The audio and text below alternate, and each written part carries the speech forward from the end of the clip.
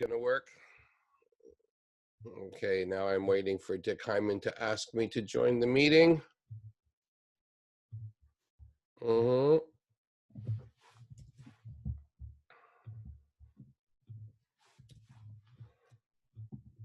Mm-hmm.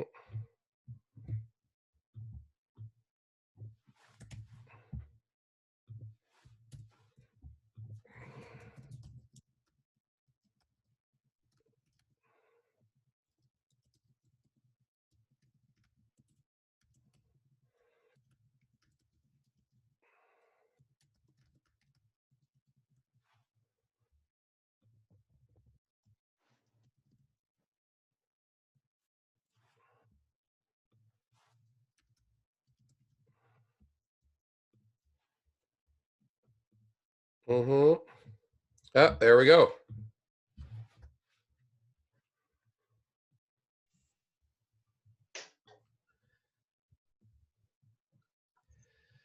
All right. Crossing my fingers that it'll work this time. Okay. All right, here we are. All right, good. Let's try this again. Hopefully it'll work. So yeah, we'll start again. You were telling me about your childhood and when you decided that you might like to do music for a living. Well, it just seemed a foregone conclusion. I never made a decision in that way, but we started out with a neighborhood kid swing band. A fellow in our neighborhood in Mount Vernon, New York. Uh,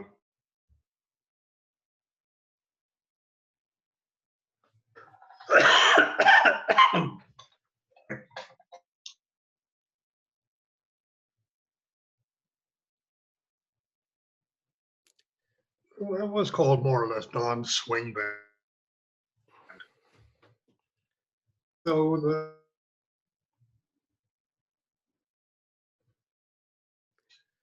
and there were a couple of whistles. Oh, well, I'm sorry to say it looks like we won't be able to. I've only heard a few sentences. Um, uh, you said a secretary or someone who understands. I wondered where you are. I'm assuming you have regular internet connection, right? Like not dial up or anything? I don't think, because I just see a frozen picture and only hear a few words once in a while. So I'm not sure how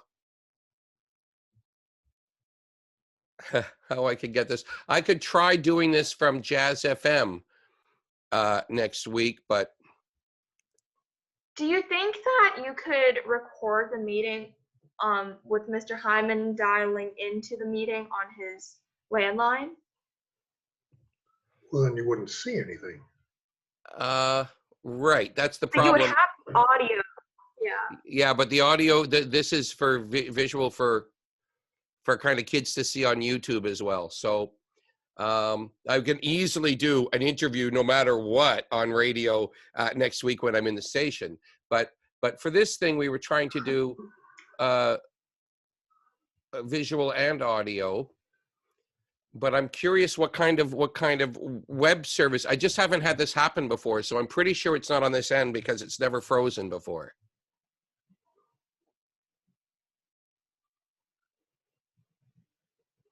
I assume, have you done a Zoom? Have you used this computer for Zoom in the past? Oh, yes. Ah, okay. So, Yes. However, technically, I'm not very much help on this. I really hold don't. on. I'm going to do one thing because there's someone who might be upstairs online. Again, this has never happened before, so I doubt it, but I'm just going to check. You think it's something? Is anyone online, question mark? I'm trying to do an interview and it is freezing, so I wonder if you are downloading something. Okay, I just mentioned this to someone upstairs, but like, yeah, I've never had this before. At some point, one thing I love though, doing extra research about you, because I've known you forever, but I was really amazed at the 60s and at the Enoch Light stuff you did, because I have a radio show now called Jazz Gone Wild, and I'm allowed to play all of your old stuff that isn't necessarily jazz. it could be Knuckles O'Toole, or it could be anybody. I can play whatever I want on this show. So I'm playing a lot of Enoch Light, and you're on a lot of my favorite records back then. So hopefully, it looks like, yeah, no one's online here.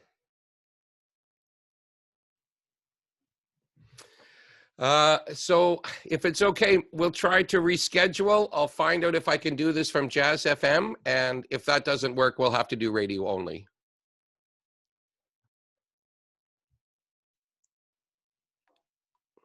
Could you open your Mhm.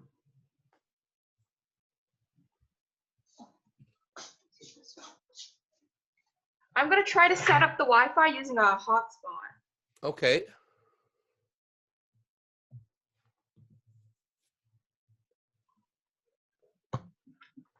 One second.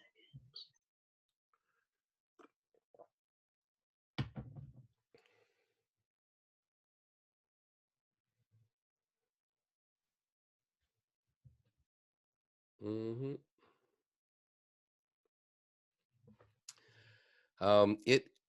I see one of your pseudonyms. I've never seen a record by Slugger Ryan.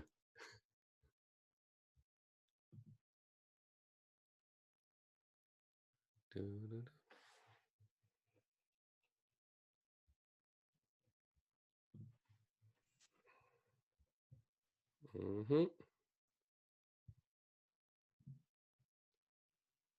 All right.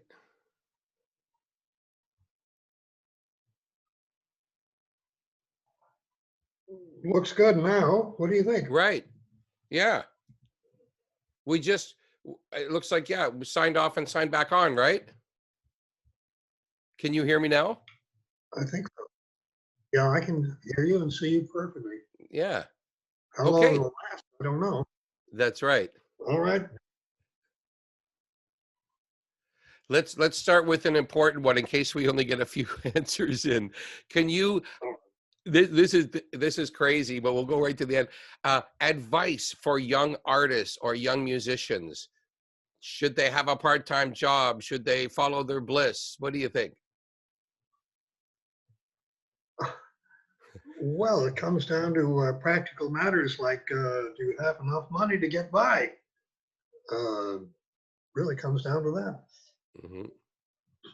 Surely you have to have a living, or you have to have a family that will support you or something. But assuming that you've got that going, I think the only sound advice for a musician is to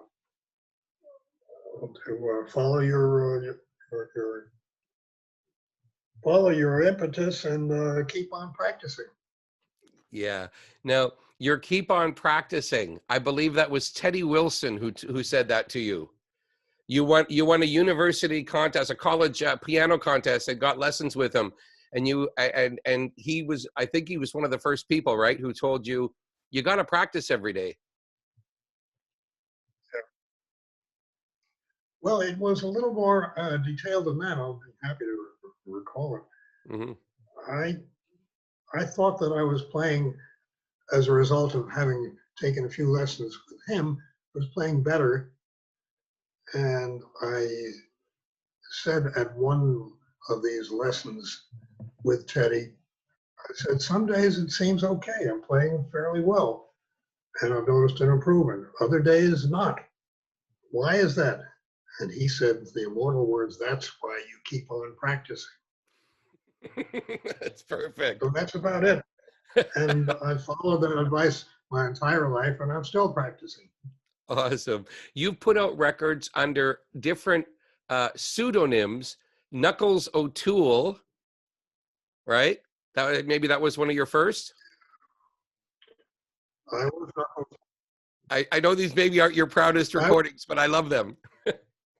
Well, they're fun. I was Knuckles O'Toole. I was the Organ Masters. I was. Were you Richard? Some other pseudonyms. Were you Richard Hyman? Oh no. Richard Hyman was a friend of mine. Oh, that's an actual guy. He was. Oh yeah, he was an excellent arranger. Oh, wait. Instrumentally, strangely enough, he was a harmonica player. Wow. What happened here? I don't know, but I think we're good. Oh, there we are. Yeah. Slugger Ryan. Richard Hammond was a harmonica player. Yeah. And were you Slugger Slugger Ryan. Ryan? Another, Willie the Rock Knox.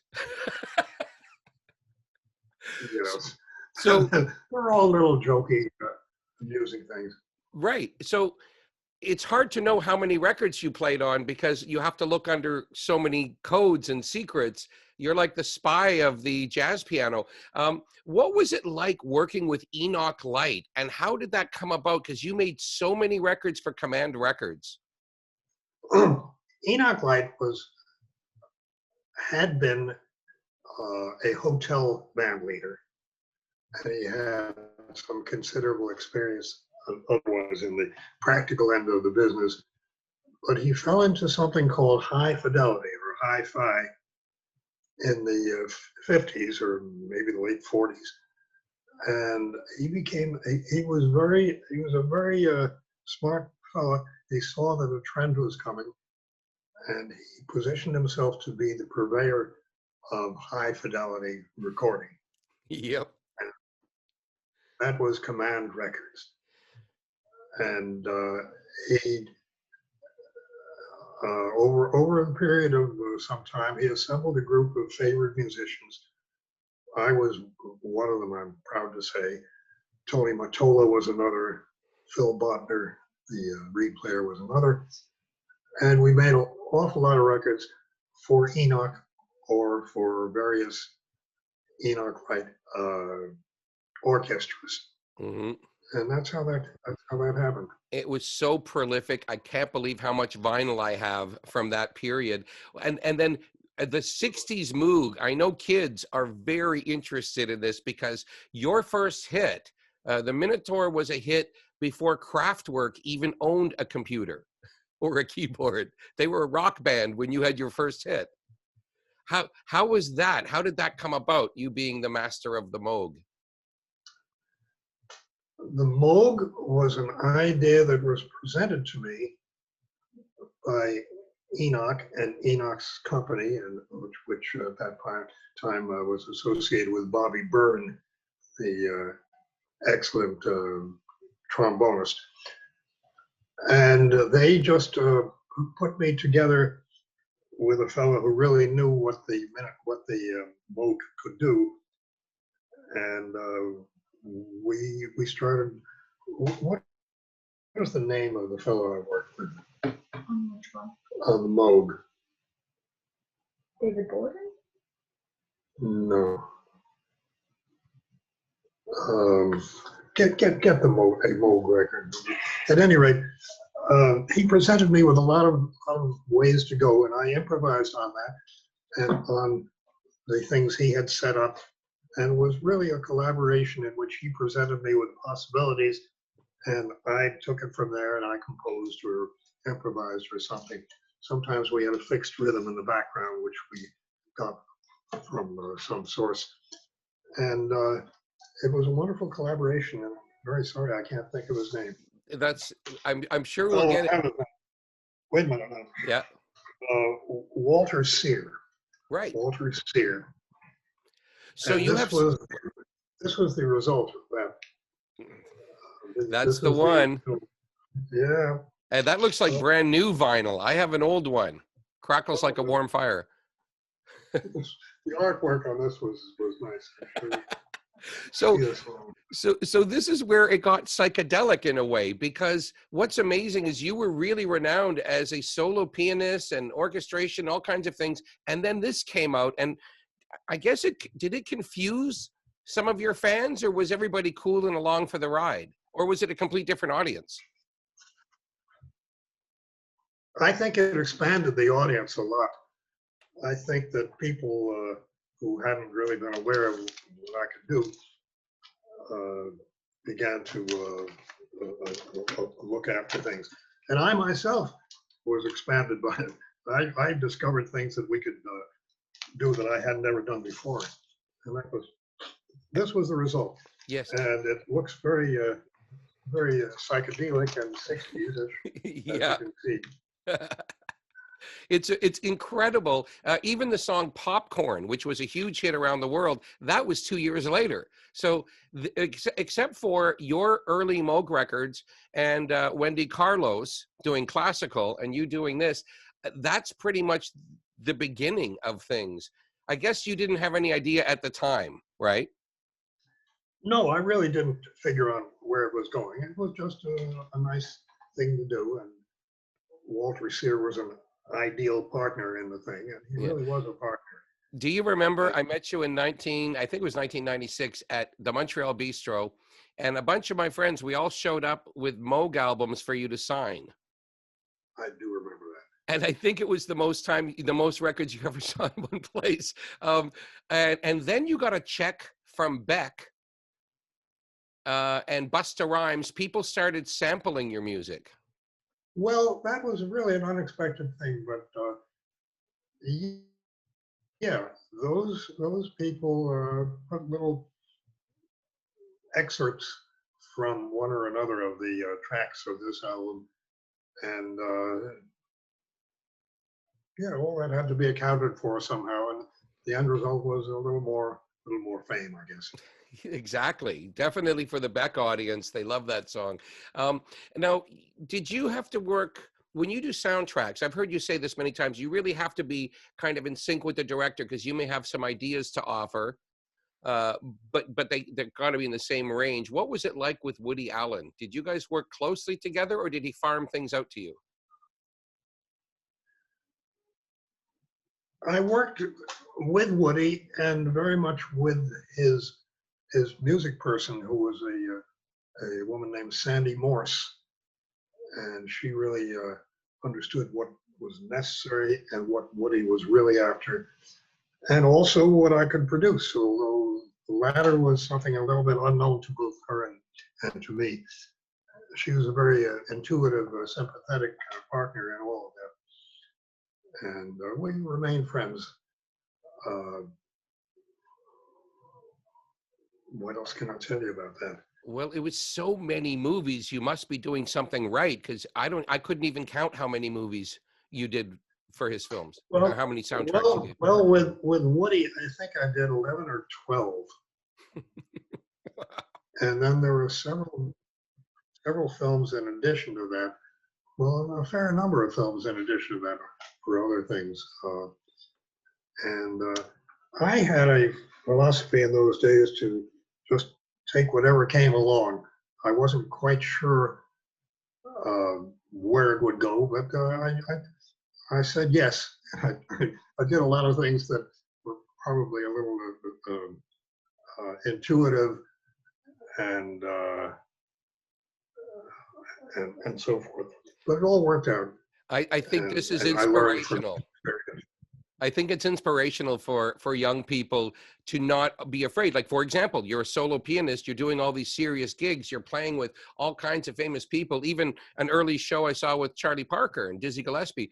But then you go into, you're not afraid of Lowry organs or Baldwin organs or Moog synthesizers, and then soundtracks. Like, this is all daring. There's one thing that's important. You can't do this all from some small town in, and I don't mean to put them down, in Nebraska. You have to be where it's all happening. New York City. Yeah. Or possibly its environs. But particularly New York. And you have to be prepared to meet people and go to people's offices and hang out and be prepared for a lucky break in meeting the right guy who has the right contacts. And this you have to be where it's at. Yep. You can't just sit home and expect everybody to come to you. You have to be around. And the best way to be around is to be in New York City. Right. At that point. Perhaps different now. Well, yeah, I think so. But there is something about FaceTime that everyone can jump on a Zoom. Everyone can call each other. Someone told me, I live an hour out of town. I can come in for gigs. I'm like, yeah, but you don't go out every night and just meet the people. It's not the same to come in only to work. So I can see how that's true. And also with you, at the American Ballet Theater, Twyla Tharp, one of the most famous choreographers in America, he also did that, which is Well, I worked with Twyla it's on so quite a few different. productions. I worked with Twyla on quite a few different things, and I'm doing my best now to understand how it was that that happened. And for the life of me, I can't remember. It seems like I've always known Twyla, Mhm. but in some situation, I was playing piano for her dances, and one thing led to another, and I began playing some other music. We kind of bonded, and we're friends to this time. Oh, amazing. Yeah, I found that an amazing thing, because the difference between a soundtrack, live ballet, and recording solo piano, most people wouldn't think the same person would be able to do all of that. Well, one of the lucky things was being a piano player. I mean, just to be even a very well-studied, uh, well-acquainted with all the roots of composition kind of composer.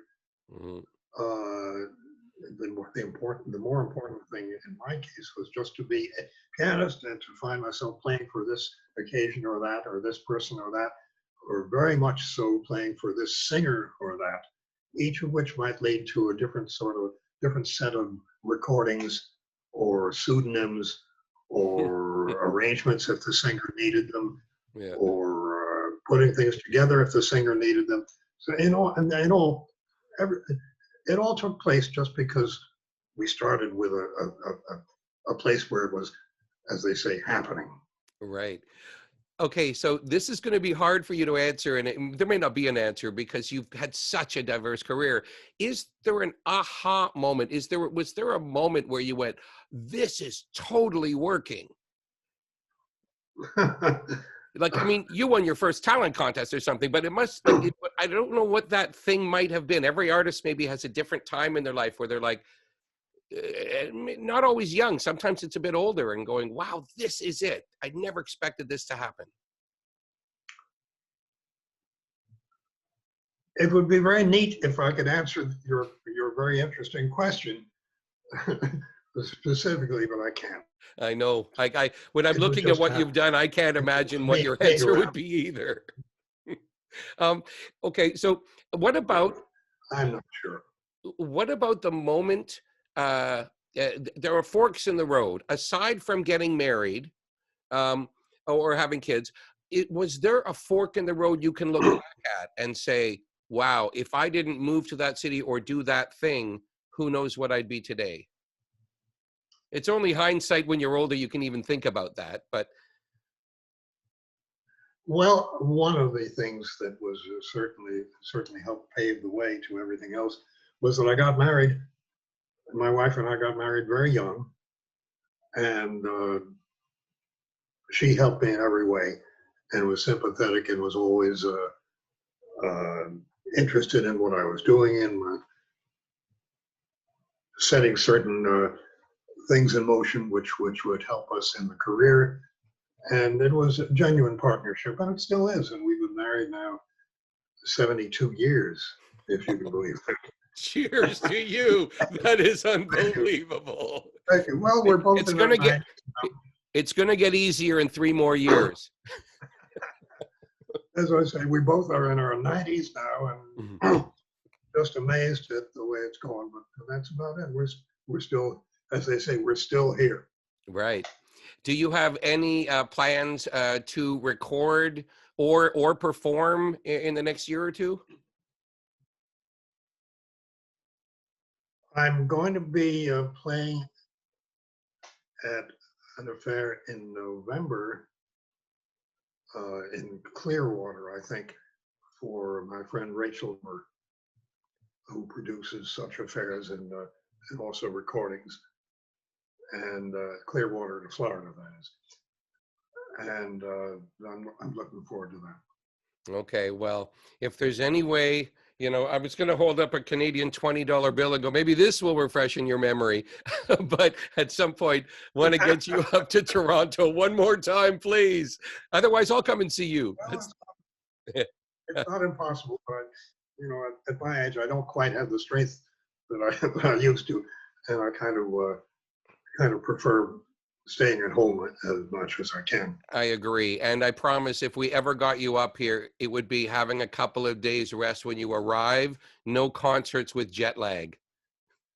Well, we'll consider all this carefully, and thank you very much. Yeah, thank you for your time, and thanks for this worked. We got everything set up after all, so it worked out beautifully. I'm delighted and I appreciate it. Okay, Thank and I'll you. be sure to send you the link so you can see what the other guys are talking about.